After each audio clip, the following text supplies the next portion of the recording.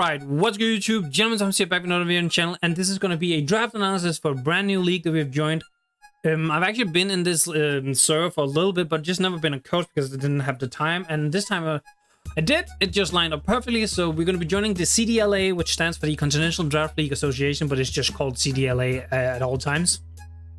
Now, I'm very excited to be in this one because we get to play against a lot of new people, but we also get to play against a couple of people I played before that I haven't played against in a while, so I'm pretty excited about that as well, you know, touch up on some old friendships and whatnot, so it's going to be very exciting. But yeah, the CDLA is a draft league that has 125 points to draft 9 to 11 Pokemon, so it's a little bit of more than what we're used to. Typically, I think the range is 115 to 120, but there is a reason. The reason is this is an S tier Nat Dex format, but it's not just like S tiers like as we've seen before. This is like S tier. So some of the highest mon you will see when we get to our first, because some of the highest tiers mon are like mons you really have to watch out for. Now, we're going to be 16 coaches for the snake style draft format, which sounds normal, but that's actually out of the ordinary for CDLA. They typically only run two divisions with 12 coaches, but this one time it was 2 divisions with 16 coaches. And we were then allowed in because we would like some of the extra coaches. So we got a little bit lucky, but I'm also just very, very appreciative of being able to play. Now, interesting is all cut moves are allowed. So that means hidden power, it means pursuit, it means any moves that were cut in like Gen 8 are going to be there. It's basically kind of Gen 7 format with a lot of Gen 8 monsters. The reason why I'm saying that is because we are also allowed to have 3 C users. So I haven't played with sea crystals since literally Gen 7, and that's why I'm saying this is kind of a Gen 7 format with Gen 8 mons. So it's going to be very interesting. It's very different from what I've been playing with, but I feel like that's something you want to do at this point where Gen 8 has been out for like, what, almost 3 years now, and we're expecting Scarlet&Violet to drop in November, so this is going to be very interesting. Now, of course, this is the draft analysis. We might as well just jump into our first mon. So first up, we had pick 14, and normally, I like having a back pick so you can pick like 2 mons very fast, but this time around I really wanted a front pick because I wanted some of the fun buster stuff. But we still kind of got it with our 14th pick, so we got Pheromosa. We're just gonna name it Queen for now. I don't know if I'm gonna keep this nickname, but it's gonna be Pheromosa, Queen to Pheromosa, which Pheromosa is an amazing mon. It's of course an Ultra Beast, which means it gets the Beast Boost ability. So whichever stat is highest upon it killing a mon, it gets boosted by 1 stage, so we can speed boost or we can attack boost depending on what kind of set we're running.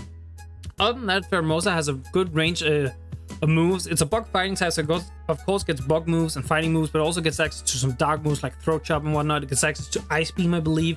You can run Quiver Dance on this, but the problem is the special move pool isn't as good as the physical, so Quiver Dance isn't like super good. It's still good. Like, it's still good. Quiver Dancing Pheromosa is still really good, but it's not like extremely broken, right?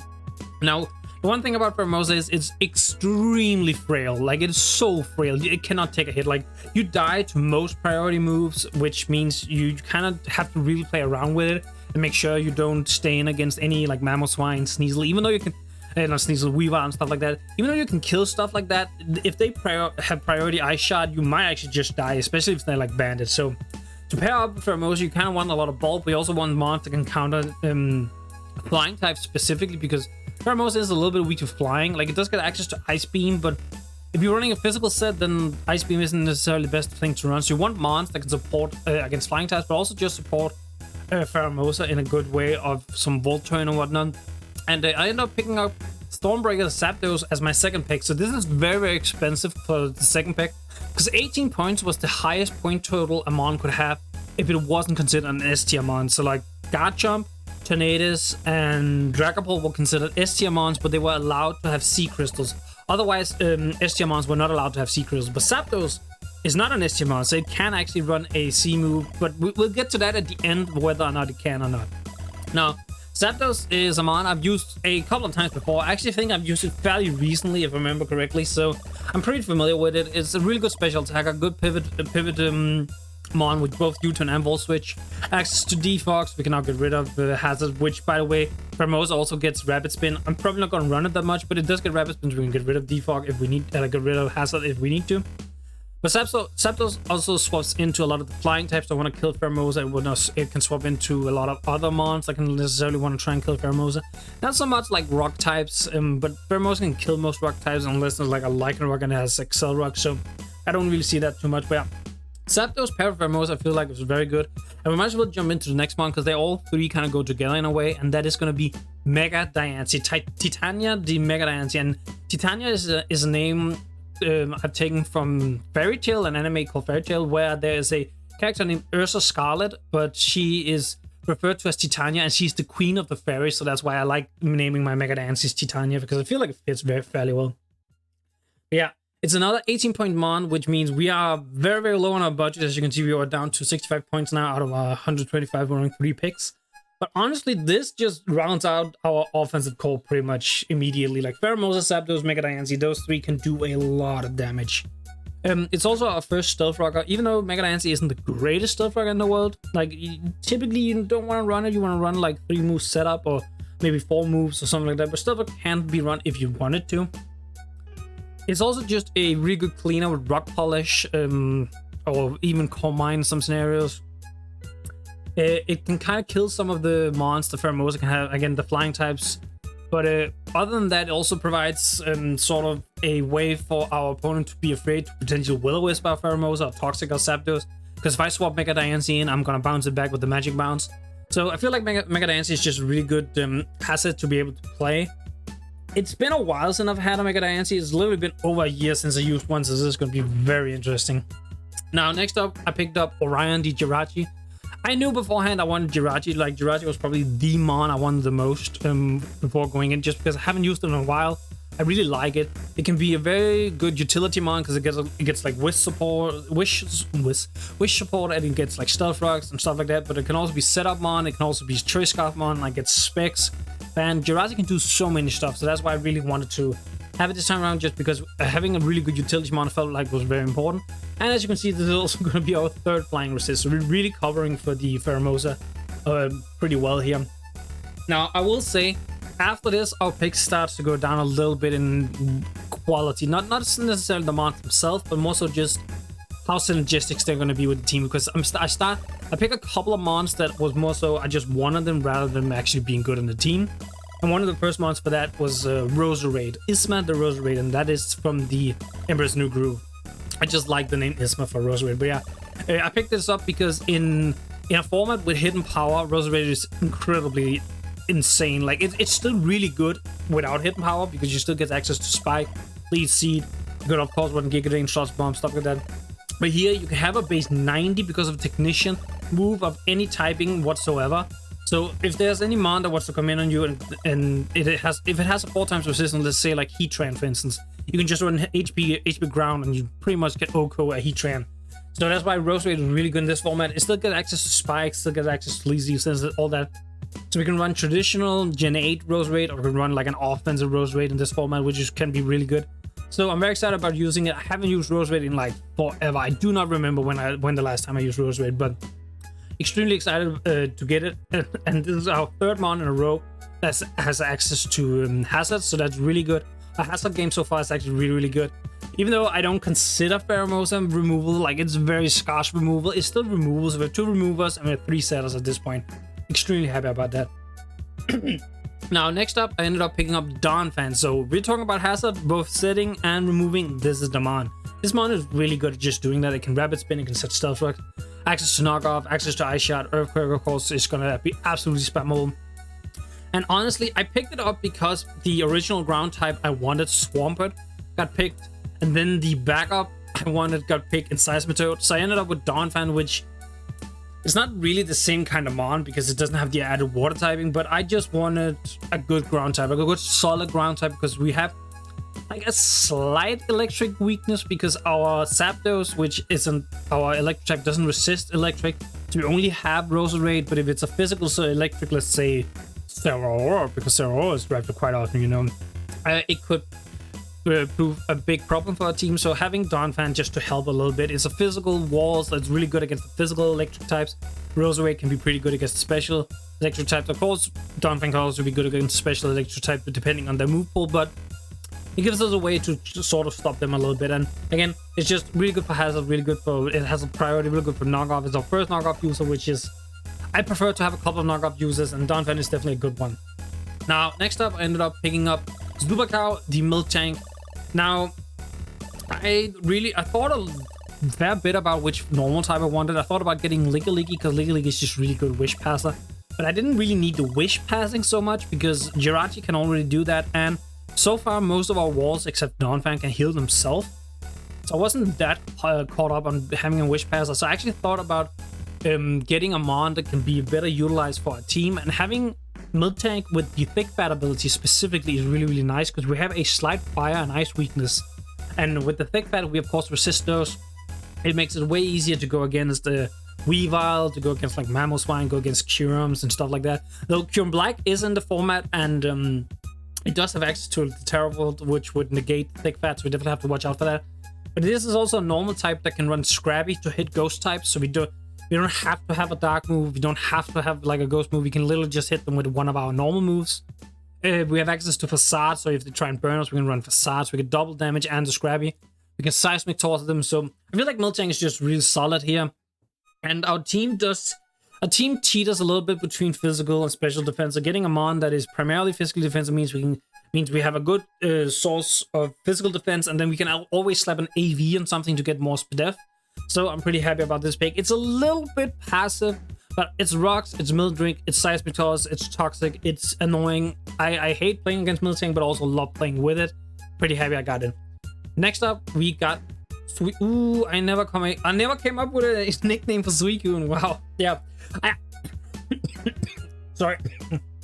So I knew I wanted a really good water type, and then I am gonna be honest. In the beginning, I thought about getting Greninja because I really wanted something in the speed tier between Pheromosa and Mega Diancie, and I thought about getting, as I mentioned, I thought about getting the Greninja because it will cover our dark typing, will cover our water typing, but realistically, we needed a bulky water more so than we needed to cover the speed tier. And I looked a long time for like the bulky waters, and there was like Vaporeon left, there was Jellicent left, there was a couple of mods, but it's all mods I've used a lot recently, so I didn't really want to use them. Like I wanted to try something different. And that's when I spotted Suicune still being available for 13 points, and while I'm not typically the biggest Suicune fan, like I hate the whole Wincoon or whatever the hell the set is called, where you just stall your opponent basically. I still think Suicune is a really good bulky water type. It stops fire types, it stops ice type unless they're running freeze dry. It's also a water type I'm comfortable swapping in on a ground type, because as you can see, we do have a slight ground weakness. Our one ground resist is Pheromosa, and that's not a resist. And Zapdos, while being immune, most ground types, if not all ground types, can run some sort of rock coverage. So you're always a little bit screwed, and Zapdos doesn't necessarily do a whole lot back. So having a water type that can at least swap into them and pressure them out is not as good as a grass type and resisted, but still pretty decent. So yeah, overall, I'm pretty happy about Suicune. And next up, we picked up Sneasel. So as I mentioned, by not getting Greninja, that means we needed a dark type. And honestly, Sneasel I think is really, really good for 7 points. 7 points is like around where I would typically see Sneasel, but with C moves, I actually do think Sneasel becomes slightly better. So yeah, spoiler alert, I did pick Sneasel as the C captain. And it's gonna be Kusan the Sneasel. If anyone remember or has seen the video, this is the one Mon that gave me a championship in the WPF. I have gotten other championships since then, but this is still the one, the most near and dear to my heart. I got a Sneasel sweep where I was in a game I was not supposed to win, and I still swept somehow. And since then, Sneasel have just had a special place in my heart. And finally, we are drafting it. Access to Sword Stance, access to Ice Shot, Knockoff, of course, Triple Axle, gets coverage and Poison Jab and Low Kick. And with the C moves, as I mentioned, this is going to be a C captain. You can kill some of those mons, like the Fairy types, with the Poison Jab or whatever, that you typically couldn't do before. And I think that makes Sneasel really, really good worth on this team. And lastly, we had 2 measly points left. I thought about picking up Turtonator because Turtonator was actually available, and it will give us a fire typing and a dragon typing. But honestly, I don't know if it would ever come, because first of all, I don't like Turtonator that much, but also just I don't know if I value the fire typing enough or the dragon typing enough to just pick it because of that. I'd rather pick up a grass type, which is what I'm gonna do. Pick up a grass type that can actually resist ground, and I did that in Go-Goat. So Philoctetes, the Go-Goat, is gonna be after. It's gonna be named after the goat from the Hercules movie, Philoctetes. I don't know how often I'm gonna bring this. It might just be 1 or 2 games, but honestly, it's at least something. If we're going up against like a Garchomp or something, a ground type that is most known for just spamming ground moves, this thing can come and potentially put in some work. It's not great, I get it. Our ground weakness is still there. We have to really hope we can play around it a lot throughout the season. There's definitely some weaknesses on this team. Overall, I'm pretty happy. And yeah, this is going to be a full team. As you can see here, our C captains are going to be Jirachi, Suicune, and Sneasel. Now, Jirachi and Sneasel, I think, are pretty self-explanatory. Jirachi just has a vast variety of moves, so you can catch your opponent by surprise somehow. And Sneasel, as I mentioned, the C move can be the one thing that pushes Sneasel above to knock out some mons like bulky fairy types and whatnot with like a C poison jab, stuff like that. Now I opted to go for Suicune both because you can at max have your C captains collectively be 35 points worth, so I couldn't go Zapdos because Zapdos would be too expensive together with Sneasel and Jirachi, and I wanted Sneasel and Jirachi. I thought about doing Roserade, but the problem with that is Roserade's hidden power stays as normal no matter which hidden power you do. I'm like 99% sure that'll work. If that's not how it works, I might have made a mistake, but you know. Donphan is also a semi-decent C user, but I feel like I would rather just run leftovers, Rocky Helmet, stuff like that on Donphan. Same concept with Miltank, but Miltank also doesn't hit hard enough, so I don't think it's worth. So I opted to do it with Suicune because there can be some scenarios where a C move from Suicune can be pretty decent. It gave us like the Waterium C, I think it's called, or stuff like that. There's also some other C moves for Suicune I want to run, but I'm not going to mention it in case someone is watching this. But yeah, that's the draft analysis for the Copenhagen Galates for the CDLA Season 10, I think it is. I believe it's the Season 10. As always, if you like the video, make sure to leave a like on the video. Leave a comment down below what you thought of the team builder, and subscribe to the channel for future videos. And with that, I'm out. Peace. You too.